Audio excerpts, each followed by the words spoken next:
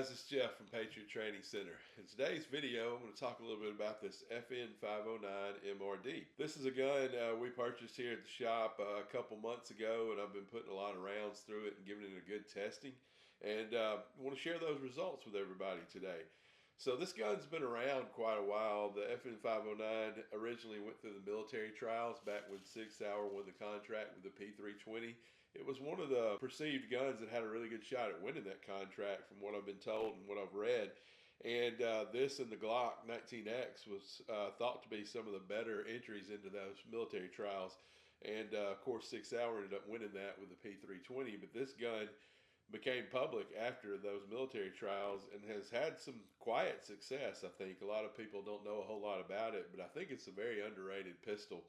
And I'm going to talk a little bit about it. This version here is the full-size FN509, and we've cleared it and we don't have a magazine in it, but you can see it's got the full-size grip. It's got a little bit over a 4-inch barrel right here, which balances very nicely, very similar to a Glock 19X or a Glock 45. And I really like the way that it feels in my hands. I can get that really good full firing grip. My hand fits on it very nicely and it balances really well when I shoot it. One thing unique about this model is it actually came with this Hollow Sun 407C already on the gun. So the FN509 MRDs is what they call it, is their optic ready version. They also have a tactical version that is also optic ready. And they do a really good job with their factory optic system, and I really like it. It really seems to be pretty robust and do a really good job. And I've had no issues with this optic whatsoever through about 1,000 to 1,200 rounds of testing with this gun. And I really feel like we should get to about 1,000 before I like to give an opinion on a gun, because I like to see how it works. And some other people have shot it. My wife Snooki has shot it quite a bit. Craig shot it in a class that we held here about a month ago. And he really liked it and enjoyed it, and it performed really well for him. So just some initial takes on this gun as far as shooting it. I feel like it's a very accurate pistol. I can shoot this gun very accurately.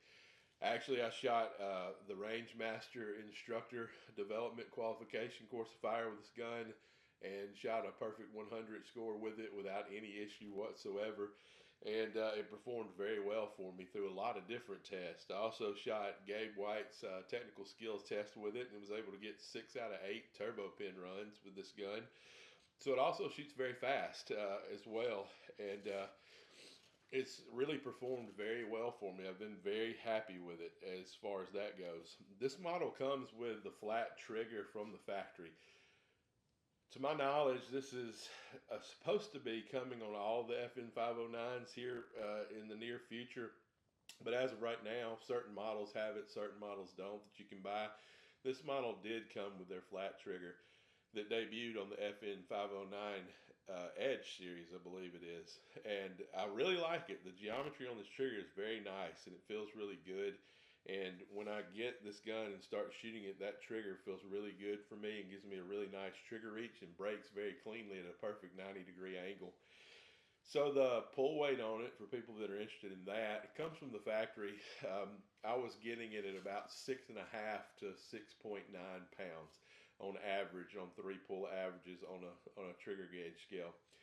So that sounds heavy, but sometimes guns don't shoot the way that we think based on just a trigger pull weight. Sometimes it feels a lot different when you're actually shooting it in live fire. So I didn't have any issue with that trigger pull weight. It didn't bother my accuracy whatsoever. It didn't bother my ability to shoot the gun fast and accurate at the same time. And I really found it to be a really nice trigger. I think Craig would say the same thing, as he shot it quite a bit. But one thing I did do to this gun when I got it to about the 600 round mark is I did put some different springs inside of the gun. And that lowered the trigger pull weight to about 4.5 pounds on average. And I could not tell a difference shooting the gun, to be perfectly honest. So I just took those back out. I wanted to test them and make sure they function well. It was a spring set from M Carbo.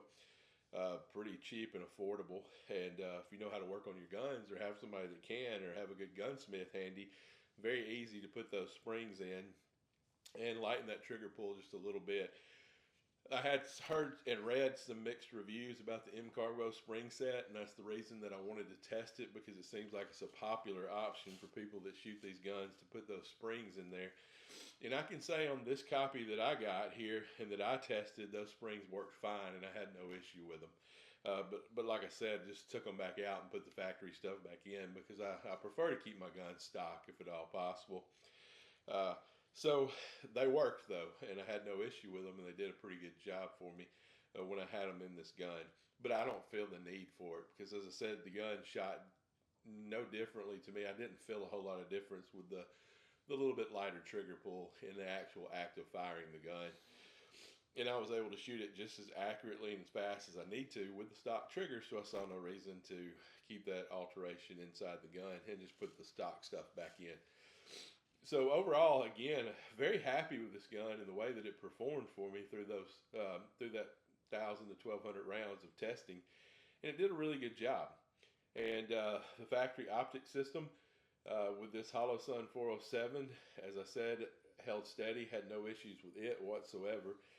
So I really trust this gun, and I really trust this mounting system for the optics here on the 509. One thing that some people will really like and some people may not like as much is the stippling on this grip is very aggressive. And when you get a good grip on it right here, you can really feel that factory stippling in your hand. I am one of those who really like an aggressive grip, so I really like this. But my wife, for example, and some other friends of mine don't like this aggressive grip. One thing that I know some people do is they take some sandpaper, maybe file it down just a little bit if they want to loosen that, lighten that up just a little bit. It works really well. But I really like it. It's really good, and I like the way they've come up here, because that's an important part of the grip when you're shooting. And if that was not there, I feel like it might slide a little bit in the hands if you're not careful there. But they did that really well on both sides. And as you can see here on the back strap, it's really aggressive as well, as on the front strap as well. So you get a really good purchase on this gun. It does a really good job of that. The magazine release button is also very robust, and the mags drop very freely. And it's a very big button, and you can hit it anywhere. On some guns, it's a little different. Like a Glock, for example, if you don't get all the way on the front of that mag release, sometimes you'll have trouble getting that mag to drop. But this mag release, I think they designed it really, really well, and I really like it, and it's really easy to hit and get those magazines out of there when you need to reload. The slide latches, slide stop, slide release, whatever you like to call it, are also very robust and do a really good job. And they don't get in the way, but they're big enough to really manipulate very well. So I really like the design of this gun and the features that it gives you, and I think it's a really solid option. However, there are a couple of drawbacks to it, depending on your style of training and your style of shooting. It's got a unique grip angle. So when I present this gun, it's somewhere in between a Glock and a Smith & Wesson M&P for me. With a Glock, you really have to get those wrists locked out. With this gun, it's just a little bit less than that, which is a little weird for me, because I've been shooting Glocks for so long that I've got that index that is so natural to me. It took an adjustment period to get used to this. But the biggest thing that I want to point out about this gun is FN in the manual says that you shouldn't dry fire this gun without snap caps or dummy rounds. And there has been some reports in the past of the strikers giving people problems during dry fire if you are a guy that likes to dry fire quite a bit. FN has since addressed those striker issues, and those problems are not prevalent like they once were, but they still tell you in the manual not to dry fire this gun without snap caps or dummy rounds. And for me, that's a problem, because I like to dry fire. I don't get to shoot as much as I would like, because I'm usually teaching classes, and that's what I love to do, so it's not a problem. But I don't get to shoot live as much as I once did, or as much as I would like to, so I have to dry fire quite a bit to keep my skills up. And that makes me a little bit uncomfortable. But it's really not that big of a problem either to put some snap caps or some dummy rounds in the gun and dry fire to your heart's content. But that is a consideration that we need to take into account. But again, overall, this gun has performed extremely well for me. I would carry it all day, every day without any hesitation. Matter of fact, I have carried it all day, every day for quite some time now after the initial testing, and once I found it to be reliable, and it carries extremely well, especially for a gun this size. I find it easier to carry than my Glock 45, for example. Um, the way it's shaped is really flat, and with a good holster, I've been carrying it in a KSG Lexington, and this gun has sit really well for me, very comfortably. I actually rode from Mississippi to Kerrville, Texas recently for a training event that Carter and I attended with Snooky, and that was a 13-14 hour drive. The gun rode in my holster all the way there and all the way back without any issue whatsoever. And again, it's a great little shooter, and it's a really robust gun. So I'm going to field strip it and take it down right here just to show how robust this gun actually is. And if you look inside of those rails right there, they're very thick, very beefy. And I don't know how well you can see the slide right there, but this gun is just built very, very well. And I think it will last for, it'll probably outlast me, to be perfectly honest, probably without any issues. It's FN has a really good track record for building very reliable and robust guns, and this is no different whatsoever. Last thing I want to point out is it does have slide serrations on the front and rear, and they're very usable. If you're a person that likes to press check on the front, they're very easy to get a hold of, very easy to run that slide with. Same thing on the back, and it's a very easy gun to manipulate based on the way they have designed this gun. So overall, I would rate this gun a very high 9 out of 10, and I don't put a lot of guns in that category. The only guns I put in that category are the Glocks and the MMPs and the Walther PDPs, and that's about it as far as it comes for these polymer striker duty pistols right here. I rate this gun pretty high. I really like it, and I think it's a very good, solid option for anybody that's looking for this type of pistol. Particularly if you're looking for something optic ready from the factory. I really believe that FN may have the best factory optic cut and mounting system that is out there. They do a really, really good job with it, and it really, really is sound, and it's something that I don't have to worry about with my optic getting loose or coming off, because they have designed a really good system right here.